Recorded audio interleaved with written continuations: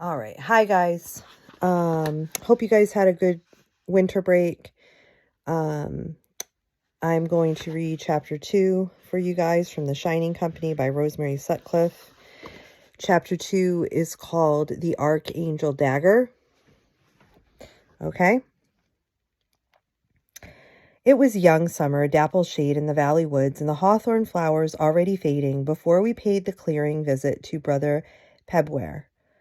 So, it is finished and well finished, he said, looking at the purplish scar below Con's knee where the old abscess had been. Away with both of you and trouble me no more. I never did tell him that for 3 days it had been I and not old nurse who attended the place. It seemed a long time ago and very important and not very important anymore, but I mind the sense of holiday that was now on me. I think on both of us as we made our way down through the monastery apple trees.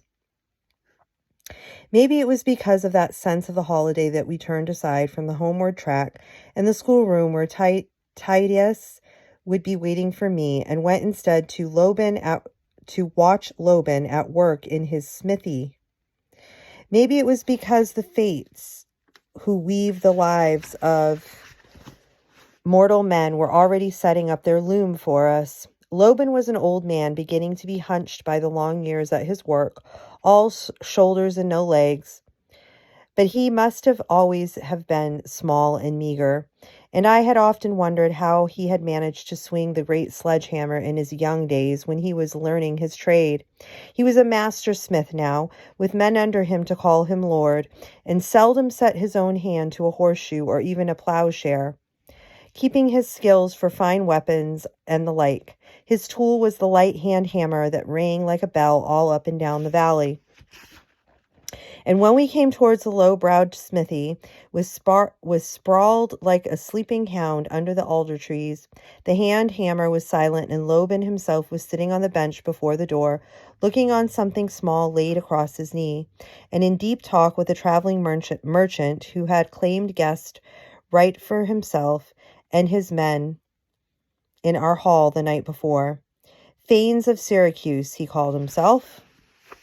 The master smith turned the thing on his leather apron knee, and I saw that it was a dagger, and guessed that the merchant must have brought it down to have something done to it. Normally, Loban would have left this kind of small repair job to one of his underlings. It must be that the merchant was an old friend, or the dagger had something special about it to make it worthy of his attention. I drew nearer to look, Con just behind me as usual, and saw that indeed... I'm sorry, hold on. I drew nearer to look, Con just behind me as usual, and saw that indeed the dagger was not like any that I had ever seen before. The slim bluish blade on which the light through the alder trees played like water, that I had seen among Loban's finest blades, but the hilt was strange to me. The hilt was a wonder, of chiseled silver and grip shaped like a human figure. No, not human, not mortal, that is, a fierce and austere male archangel clad in his own close folded wings, the head with its gilded halo forming the pommel, the feet strong planted on the crosspiece. Loban looked up at my shadow as it fell across his work and said, "If you are minded to watch, then sit you and watch, but do not you be standing there stealing my daylight from me." I muttered an apology and squatted down onto my heels. Looking up at the owner of the dagger, I found him watching me with a glint of amusement in his eyes. Strange eyes, bee-brown, and somehow a look of dry winds and sunshine in far places behind them. "This is not such a dagger as ever I had seen before," I said. "Where does it come from?" "From Constantinople." His tongue had a twang to it that I knew was Greek, because Titus, my tutor, had it also. "I bought it from a friend of mine in the emperor's bodyguard who was somewhat light in his purse at the time, having wagered too heavily on the greens at the races on a day when the blues had all the luck. Something a sort of fellow feeling, I suppose, stirred within me for the man of the emperor's bodyguard who had found himself so short of money that he had to sell his dagger, which must surely had been his most treasured possession. If he was a friend, I asked, I had not meant to sound quite so accusing. Could you have not bought something else from him? Fanes of Syracuse shook his head. Nothing of sufficient value, nothing that would teach him such a useful lesson. Don't take it to heart, coming and going as I do along the roads and seaway of the world.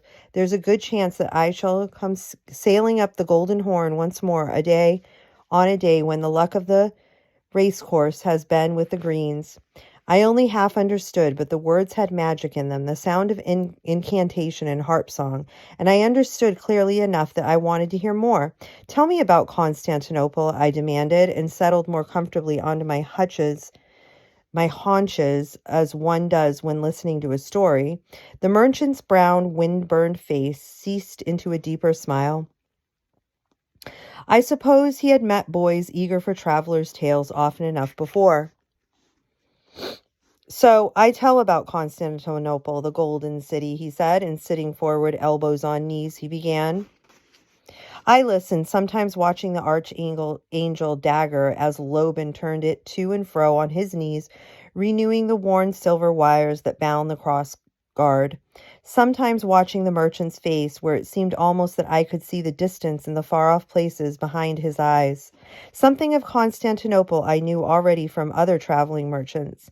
I knew that it was a city at far end of the world, and it had the name from the Emperor Constantine, who had set up his capital there when the old world striding Roman Empire was split in two, and that it was still the capital of the eastern half, the one remaining half since Rome herself had long ago fallen to the barbarians. But this was different. Maybe the man was a master storyteller. Maybe it was to do with this dagger itself, fiercely beautiful and so alien to my own world that had come from the other end of the earth, and like enough would one day be going back to the far country that it came from. Maybe it was the two things coming together and gaining potency from each other. Some kind of magic was weaving itself within me, an awakening magic, so that for the first time I really knew, not just with my head, but in my heart's core, that there was another world beyond the mountains, not the world of legend and fairy of which the harpers sang, but a real world of living people in which one of the emperor's bodyguard was at the moment lacking his best dagger because he had wagered more than he could afford on a horse race, just as I lacked my enameled belt buckle because I had Colwyn of the kindred, that I would reach the top of the oak tree by the ford before he did. When the repair work was finished and the voice of the merchant fell silent, I woke up, as though I had been dreaming, and found my own world not quite the same as it had been before. Beside me, Con squatted on one heel, his left leg stuck out in front of him because it still hurt to bend it right under. He was leaning forward, his gaze fixed almost hungrily on the dagger, and somehow I knew that he had been sitting there like that all the while. There it is, as good as though it came fresh from the hand of its maker's smith, Loban said, handing it back to its present owner. Con's gaze moved with it. What makes it like that? The merchant thought that he meant the hilt, and answered patiently. It must have seemed a foolish question. The craftsman made it so, out of silver and his own skill. Con shook his head like a horse beset by gadflies. Nay, the blade. What makes the blade so that the light slides and slips on it like the strips in a river current? Loban looked up the question. See now, for a good blade, one that will not betray its man in battle, rods of hard and soft iron must be heated and braided together. Then is the blade folded over and hammered flat again, and maybe yet again, many times for the very finest blades. He had taken the dagger back into his own hand and was showing the way of it. So the hard and soft iron are mingled without blending before the blade is hammered up to its finished form and tempered and ground to an edge that shall draw blood from the wind. So comes the pattern, like oil and water that mingle but do not mix. Yet it is the strength of the blade, for without the hard iron the blade would bend in battle, and without the soft iron it would break. The tip of the horny finger traced out the streaks of the metal as he spoke. It's the strength of the blade that is the aim of all of this. The beauty is by the way. The beauty is by the grace of God. Con put out a finger also and touched the blade, following the wave pattern very gently, as though he were exploring a mystery. And you also have fashioned blades like this? He asked. And still faintly dream-bound as I was, I realized that something was happening that was not a good idea. We must be on our way, I said, pulling my legs under me. I promised Lund I would take her to see Nea's new foal. She is not allowed in the stable court on her own. I got onto my feet, Con following with the slowness of regret. It has been a good hour, I added by the way of thanks to the two men still sitting companionably on the bench, and set off home with Con like a loyal but unwilling hound at my heels. We passed the mill and came to the place where the track crossed the stream, and paused as we often did to watch the flickering minnows in the clear meadow-colored depth below the ford. And watching the minnows or the ripple pattern of the water surface, Con said carefully, "If I were to go down to the smithy just while you were at your lessons with Titus, if I were to ask him, would you be thinking that Loban might teach me to be a smith?" "No," I said. There was a silence filled with the suck and ripple of the water over the stones, and somewhere away down the stream a cuckoo calling. Then, "Why not?" Con asked. "I would work for him in payment." "Don't you know?" I felt for the moment that I wanted to hit him for making me say it. "My father would never allow it. No bondman may learn to be a smith or a clerk or a bard, because all these must be free men. And so, if a bondsman comes by any of those skills, the words freemen. And so, if a bondman comes by any of those skills, the words stuck in my throat, and the calling of the down valley cuckoo took on a note of mockery. Con went slowly white under the brown of his skin. He would become free, he said. I am sorry. I did not understand. It was not me that made the law, I told him angrily, miserably. Con went on watching the minnows a few moments longer. Then he looked up with his slow, grave smile. That I know, he said, almost consolingly. I tried to answer the smile, but my face felt tight. I managed a crack of laughter instead. We could always run for it one night and join the Emperor's bodyguard.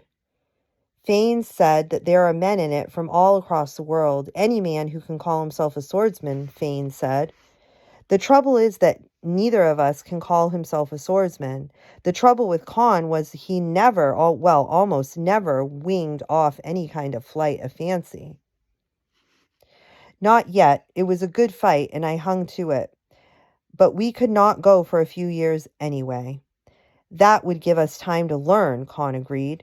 Meanwhile, we must be moving, or the little mistress will be thinking that you have forgotten your promise.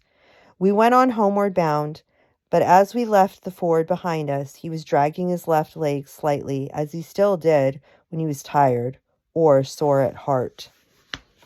Okay, so that was chapter 2. That was actually a pretty short chapter. I think that chapter 3 is a bit longer. All right, guys. So I will see you guys on Tuesday. And blessings. Okay. Until then.